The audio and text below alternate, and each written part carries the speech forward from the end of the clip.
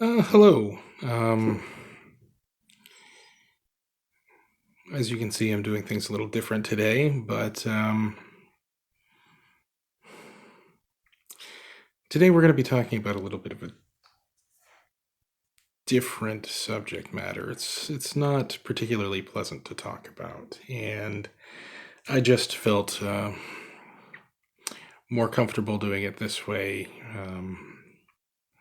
sitting down, doing it conversation style instead of having a set outline and standing up in um, front of the background. And just to give you fair warning, this is kind of a difficult thing to talk about. This may be a difficult thing to watch. Um, I know I've been doing this a lot this month, but this is not really a good one for children. Um, Today we're going to be talking about the chocolate industry, and not in the best of ways. So if you don't want to find out where your chocolate comes from and why that's a problem, well, you should probably leave now. Um, that's your fair warning. So, the chocolate industry, the major chocolatiers that we all know, that we've enjoyed since we were children, have a bit of a dark secret. Now, I am going to attempt to refrain from naming any particular chocolatiers, because this is a widespread problem in the chocolate industry itself. And while I have seen some things on what um, different chocolate companies have said they're doing to try and rectify the problem, um, I can't say everything that every company has done. And I can't say how much they're working on the problem. They are aware, but well, we'll get into that. Um,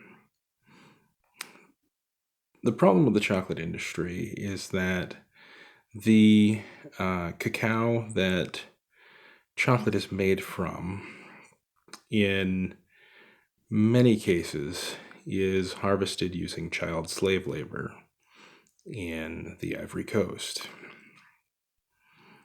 Um,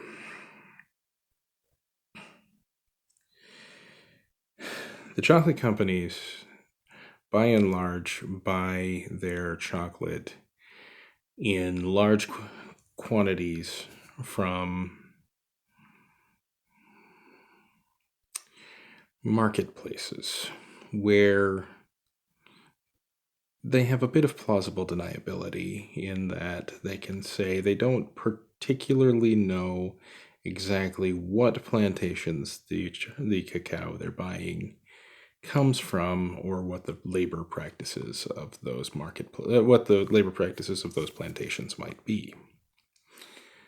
And again, this gives them a measure of plausible deniability. They can say, well, to the best of our knowledge, we don't know that this is going on. But if you dig deep, it's there. Um,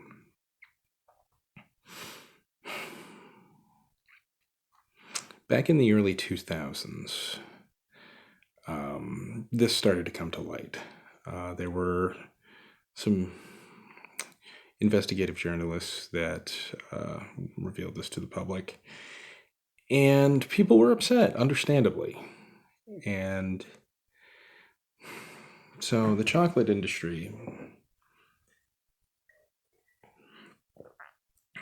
said that they would do something about it. And they made some promises that were, to be fair, probably a little unrealistic. Um, they may not have realized how difficult it would be to eradicate the usage of child labor in the production of their particular candies. So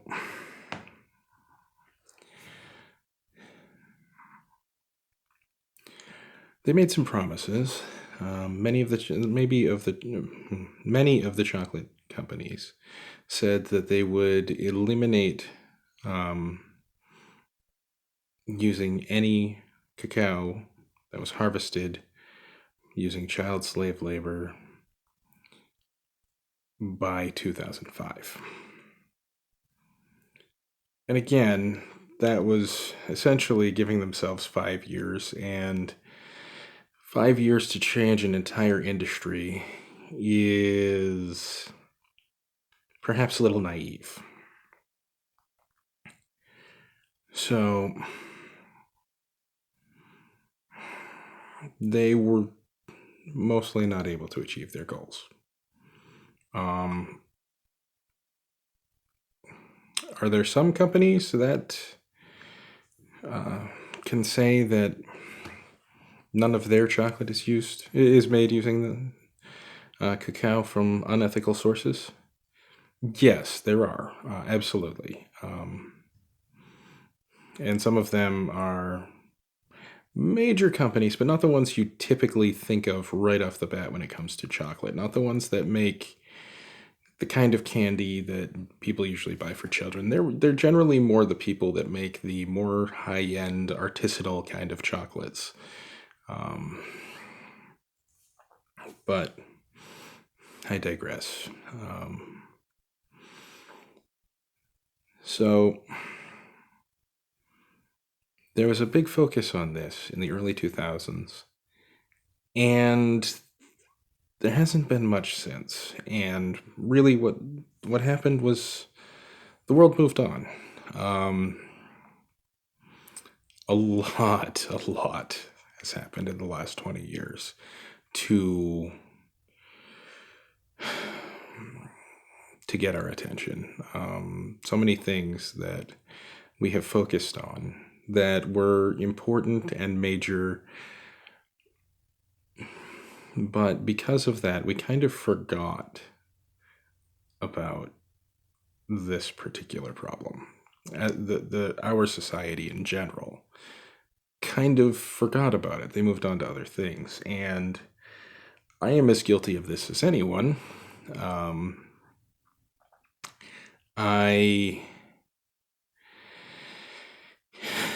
I knew about this problem, and I made a commitment to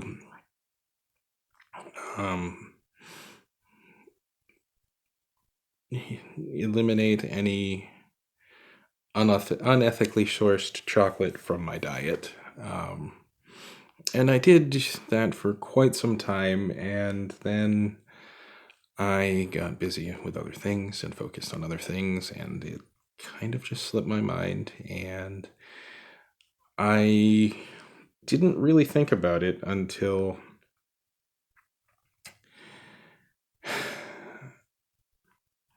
someone very near and dear to me suggested that I do it as a topic for the video. And that has really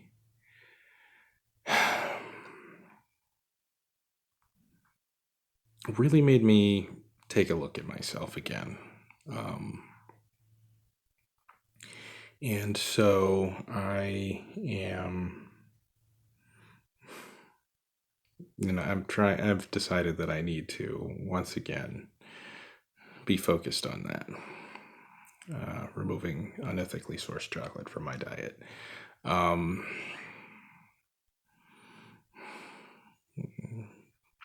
Some of you may know I have a fondness for a particular snack food that goes by several names, as it's made by several companies, but it is essentially crispy wafers with peanut butter in between dipped in chocolate.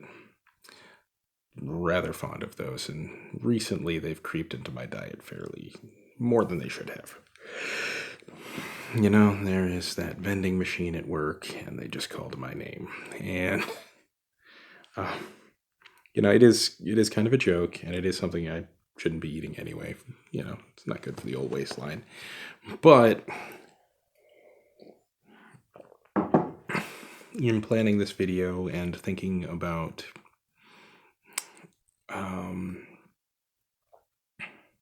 what I'm going to say, I realized that, yeah, I really need to cut those out of my diet. I have no idea where the chocolate in them comes from, and that is a problem. And that's really the issue here, is that on the whole, the chocolate consumers are unaware of where their chocolate comes from. Now, I talked to a friend about this a while ago, and she told me about, how in poorer countries it is perfectly normal and natural for the children of the owners of the farm to aid their family by working on the farm. And that is something completely understandable. The fact that, growing up as a child, I didn't have to work to help my family,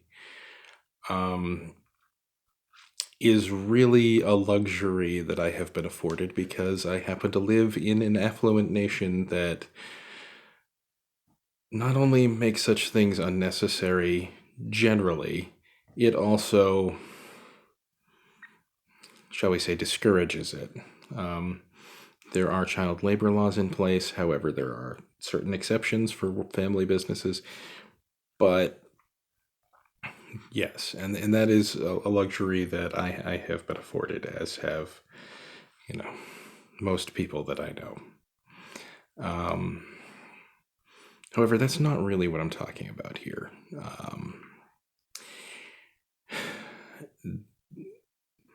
These children in the Ivory Coast typically don't come from there. They come from surrounding countries. Vans pull up into poor areas, and they offer children jobs. They offer children the opportunity to go to a school because they don't have access to education where they live. And they go along, but there is no school. And the job isn't a good paying job. It's just forced labor. The work conditions are not good. These children are exposed to all sorts of pesticides, and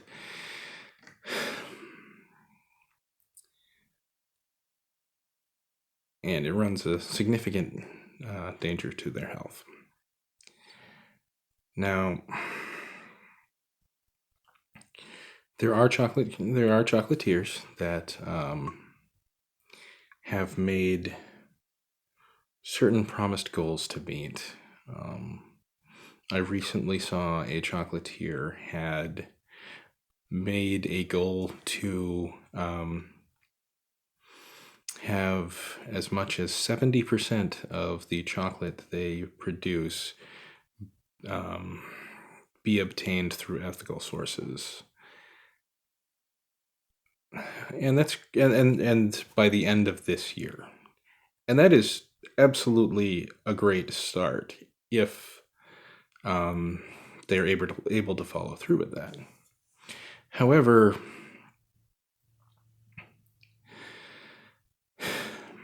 that same company, and again, I'm not going to name which company, that same company was one of the ones that said they would eliminate all use of unethically sourced chocolate by 2005. It's now 2020. In 15 years, in 20 years, they haven't met their 5-year goal. and have reduced that to 70% of their 5-year goal. Now, again, the 5-year goal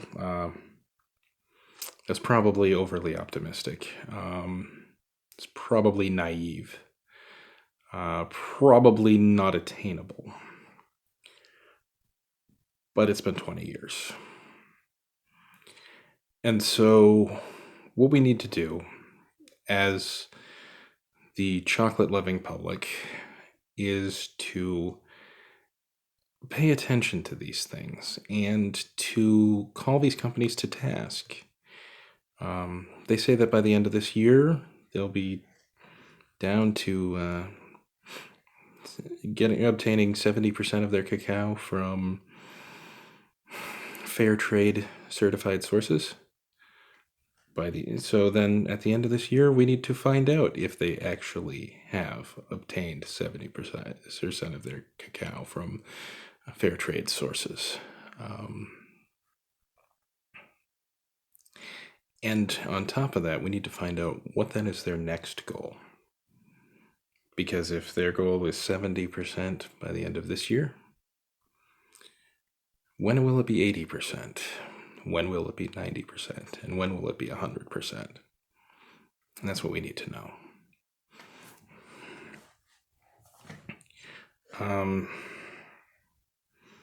In a sense,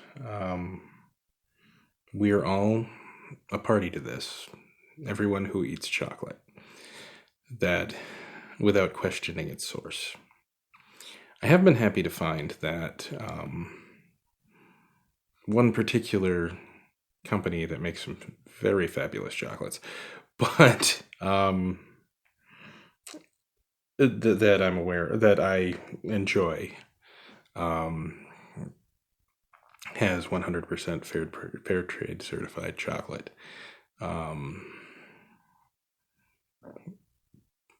However, it is one of the expensive artisanal handmade chocolate companies. It's not something that you can just buy at the store for $1. And that's something we may have to get used to, is that doing things the right way may make chocolate more expensive, more of a luxury item, and less of a everyday sort of treat. And if that is the case, that is a small price to pay when you think about it. Because ultimately, we don't need chocolate. Chocolate is not a subsistence level food. Chocolate doesn't cure any diseases that I'm aware of.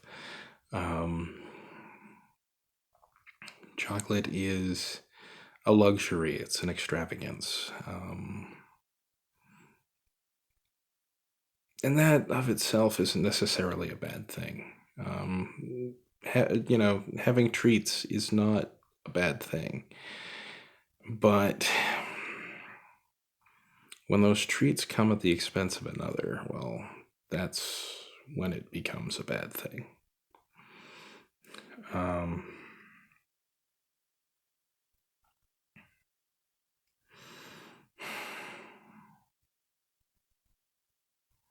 So, it is my sincere hope that the chocolate companies will be able to reach a point where they can say unequivocally that no child slave labor was used in the production of their cacao.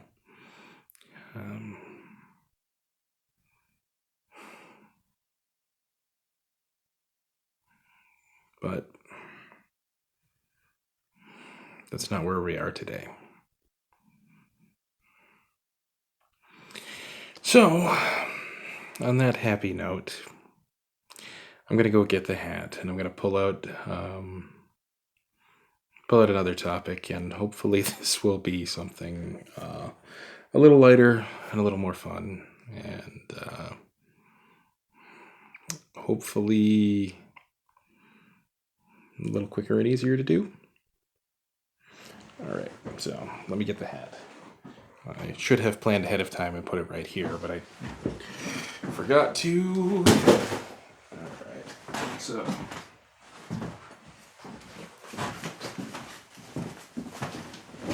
All right. Going to not look.